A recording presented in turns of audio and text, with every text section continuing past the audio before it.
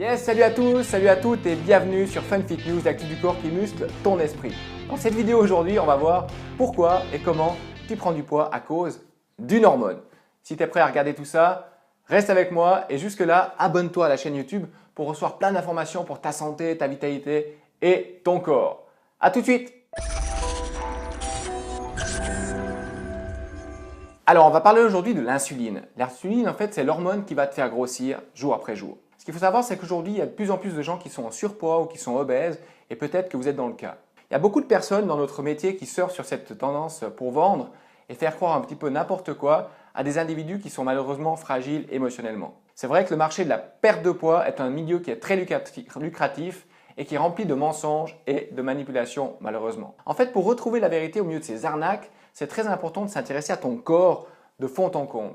Parce que quand on parle de prise de poids, on doit avant tout s'intéresser à la physiologie. La physiologie, elle va nous permettre de comprendre qu'est-ce qui se passe à l'intérieur de ton corps quand tu manges tel ou tel aliment. C'est ce qu'on va voir aujourd'hui. Alors on va voir dans cette vidéo pourquoi et comment on prend du poids. Alors l'objectif de cette vidéo, c'est donc de vous apprendre les mécanismes physiologiques de la prise de poids. Depuis le temps que je m'intéresse à ça, je vais partager de tout avec vous. Vous allez avoir une prise de conscience qui vous donnera les armes nécessaires pour vous défendre en fait contre ces arnaques, ma soeur, arrêtez de vous faire avoir et redevenir un petit peu acteur de votre propre santé. Vous allez découvrir la vraie cause cachée de la prise de poids et le rôle déterminant de l'hormone qu'on appelle l'insuline. Je vais aussi partager avec vous un outil formidable qui va vous permettre de savoir rapidement quels sont les aliments à proscrire et ceux à favoriser pour que vous puissiez retrouver un poids corporel idéal et une santé parfaite à long terme. Alors restez attentifs, la prise de conscience commence maintenant. Alors l'insuline, c'est quoi? L'insuline, si tu veux, c'est une hormone qui est fabriquée par le pancréas. Lorsque la glycémie augmente un peu trop, parce que tu as mangé trop de produits riches en sucre, c'est l'insuline en fait qui va être chargée de transporter ces sucres excédentaires dans les cellules du muscle, du foie, mais aussi dans les tissus adipeux de ton ventre ou de tes fesses. Pour résumer de manière très simple, votre corps va produire de l'insuline lorsque vous mangez des produits riches en sucre qui vont faire augmenter considérablement votre niveau de sucre dans votre sang. L'insuline va donc ramener la glycémie à un taux acceptable, mais ce n'est pas sans conséquence. Maintenant, on va voir l'insuline et puis le stockage des graisses, comment ça marche précisément.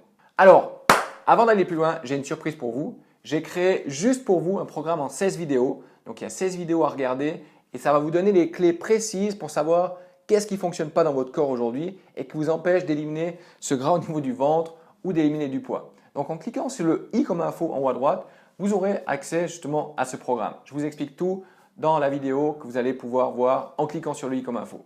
Alors, revenons à nos moutons pour la suite de la vidéo. Comme on vient de le voir, l'insuline il est chargé de ramener la glycémie sanguine à un niveau d'équilibre en stockant le sucre qui est en trop, le sucre excédentaire. Elle peut en fait le stocker de trois façons différentes. Premièrement, elle va le stocker dans les muscles. Deuxièmement, elle va le stocker dans le foie. Et troisièmement, ce qui nous embête un petit peu aujourd'hui, c'est qu'elle va le stocker également sous forme de graisse au niveau de la taille et c'est ça qui nous intéresse aujourd'hui. Lorsque vous mangez du sucre, vous abusez de sucre, les deux premières réserves, donc les muscles et le foie, sont assez rapidement saturés. C'est principalement le tissu adipeux qui vont servir en fait de réserve de sucre. Donc les gens vont me dire, je ne comprends pas comment le sucre pourrait se transformer en graisse dans le corps. En fait, c'est très simple. Le corps, il est hyper intelligent.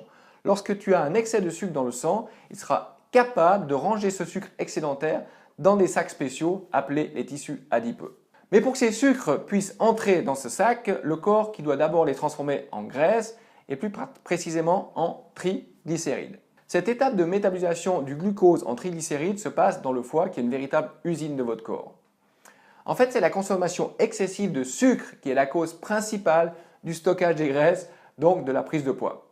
Et non pas les graisses comme on pourrait le croire encore et toujours. Parfois on lit des articles qui parlent de ça, c'est totalement faux. Ce ne sont pas les produits gras qui sont responsables de la prise de poids et de l'épidémie de l'obésité, mais c'est les aliments riches en sucre. D'ailleurs, j'ai fait une vidéo à ce sujet-là sur l'importance de manger des graisses dans votre alimentation pour votre bien-être en général. Donc, une fois que nous savons ça, il ne reste plus qu'à faire une liste précise des aliments riches en glucose qui sont responsables d'une prise de poids au niveau de la graisse. C'est important car les prises de poison échappent la plupart du temps à notre vigilance parce qu'ils se cachent un petit peu n'importe où.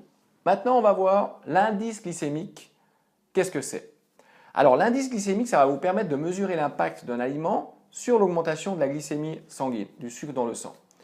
Il mesure en fait à quelle vitesse le sucre d'un aliment va se diffuser dans le sang. Donc l'ingestion d'un aliment en sucre va provoquer une pic de glycémie, plus ou moins à peu près 30 minutes après la consommation. Le niveau de ce pic va déterminer l'indice glycémique de l'aliment en question. Donc on a l'indice glycémique de 0 à 100, 100 étant la référence du glucose par exemple, le sucre pur. Et puis il existe 3 niveaux d'IG, on appelle ça l'IG pour l'indice glycémique. On a de 0 à 55, c'est un indice qui est bas, de 55 à 70 c'est moyen et de 70 en dessus c'est très élevé. Donc ce qu'il faut savoir c'est que plus l'indice glycémique de votre aliment il est haut, plus il provoquera des pics de glycémie importants, plus les quantités d'insuline libérées dans le sang seront importantes et plus le corps va stocker des graisses. Maintenant on va voir les aliments qui font grossir. Donc on sait que la consommation des produits céréaliers comme le pain blanc provoque des hausses phénoménales de sucre sanguin aussi élevées que le glucose pur. Alors il est étonnant de constater que les produits céréaliers sont encore considérés par beaucoup de nutritionnistes du monde comme des produits santé et qui réguleraient la faim et le poids corporel. Les travaux qu'on a pu lire sur l'indice glycémique nous prouvent certainement le contraire, donc manger du pain fait grossir. Lorsqu'on prend conscience de l'indice glycémique, parler de sucre lent et de sucre rapide, c'est totalement un non-sens assuré. Et beaucoup de sucres lents, comme on dit les céréales raffinées, sont bien plus néfastes que certains sucres considérés comme des sucres rapides, les fruits par exemple. Les aliments qui possèdent les indices glycémiques les plus hauts sont généralement les produits riches en sucre blanc, le sucre en poudre, les sucreries, les biscuits, les pâtes de fruits, les confitures industrielles, le sirop de glucose, les produits fabriqués à base de céréales raffinées comme la farine de blé blanche, le pain, les pâtes, les nouilles, les tartes, les pizzas, etc. Certains féculents blancs comme les pommes de terre, les frites, les galettes de riz soufflées sont un véritable poison. Donc vous remarquerez par exemple que la farine de blé blanche possède un indice glycémique plus important que le sucre en poudre, ou bien c'est comme si de manger du pain en fait tu vas croquer dans des morceaux de sucre. Ce genre d'aliments est à indice glycémique élevé sont les aliments à éviter si vous voulez vraiment perdre du poids sur le long terme et surtout préserver votre santé. A noter que bien souvent les aliments qui possèdent des indices glycémiques les plus importants sont les produits dénaturés qui sont passés par le processus de raffinage. C'est tous les produits blancs fabriqués à partir de la farine blanche ou du sucre blanc. Le pain blanc, les croissants, les viennoiseries, les pâtes, les nouilles, les pâtes à tartiner, les gâteaux, les biscuits, etc. Si vous ne pouvez pas absolument vous passer de ces produits céréaliers, de ces féculents ou de ces sucres, je vous conseille de vous diriger vers les produits complets comme le sucre de coco, le pain complet, etc. C'est des produits n'ayant pas subi le processus de raffinage comme le sucre de canne complet, la farine de pain, certains féculents sains comme la patate douce par exemple, le sarrasin, le quinoa, etc. Ces aliments possèdent une influence réduite sur la glycémie. Alors, pour résumer, les produits à haut indice glycémique sont principalement des produits artificiellement fabriqués et transformés par la main de l'homme qui n'ont presque plus que de lien avec la nature. C'est des aliments qui ne correspondraient pas aux besoins physiologiques de l'homme en général, comme les produits céréaliers et industriels. D'ailleurs, la preuve, c'est que le corps, il ne sait pas qu'est-ce qu'il doit en faire, il est forcé de les stocker en graisse au niveau de la taille. C'est embêtant, non? Maintenant, on va voir les aliments qui sont bons pour ta santé. Si j'étais vous, la première initiative que je prendrais consisterait à remplacer les indices glycémiques élevés en indices glycémiques bas, plus adaptés aux besoins physiologiques de notre corps. Je vais vous donner maintenant quelques exemples des indices des IG bas. Donc les aliments à IG bas sont bien souvent des aliments bruts ou naturels qui sont parfaitement avec nos besoins physiologiques. Donc notre corps les reconnaît parfaitement et ne sera pas contraint de fabriquer de la graisse avec. C'est les fruits, les légumes, les légumineuses à tremper avant la cuisson, les produits animaux avec parcimonie, les produits gras comme les graines, les fruits et oléagineux. Ces aliments n'ont presque aucune influence sur la glycémie et donc sur la prise de poids. Attention par contre, l'indice glycémique peut être influencé par le niveau de cuisson. Plus on va cuire un aliment, plus son IG va augmenter. Par exemple, si je vous donne un exemple, la carotte crue est à 17 et la carotte cuite est à 47 ou 48, je ne sais plus. La même chose se produit lorsque vous faites cuire les fruits ou d'autres légumes.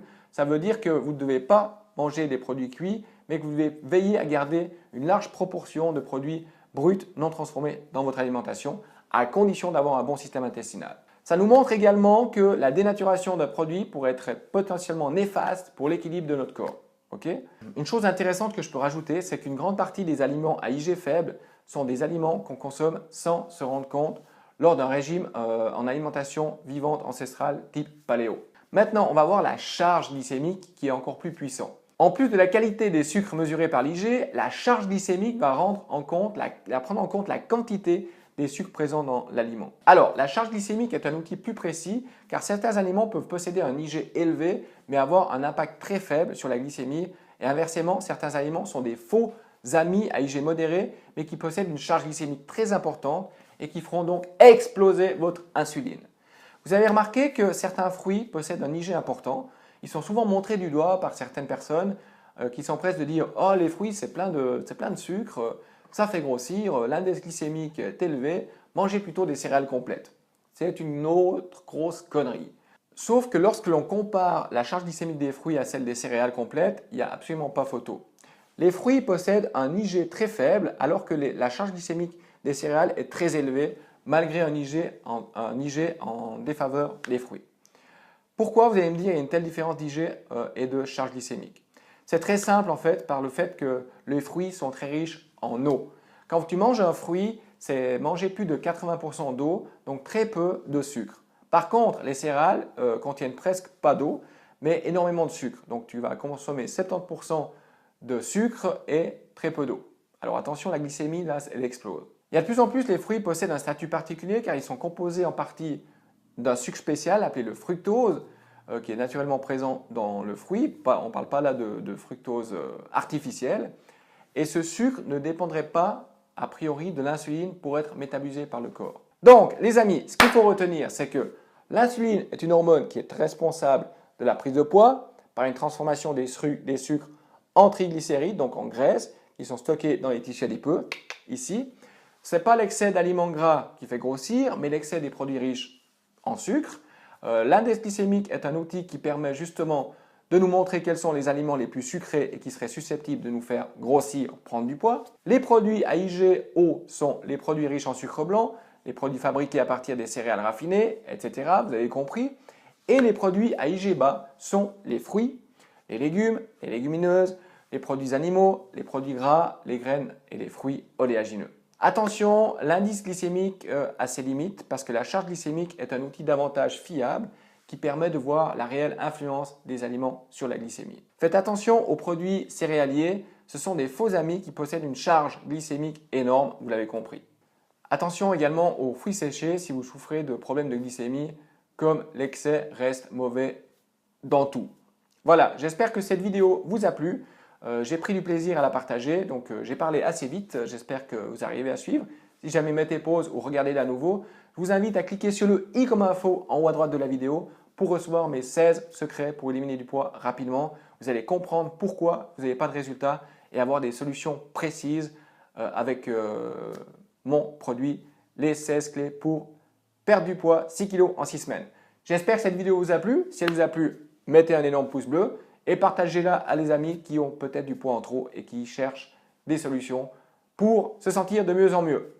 Je vous embrasse, je vous kiffe et surtout pensez-y, si tu veux changer quelque chose dans ta vie, tu dois changer quelque chose et surtout passer à l'action. Ciao!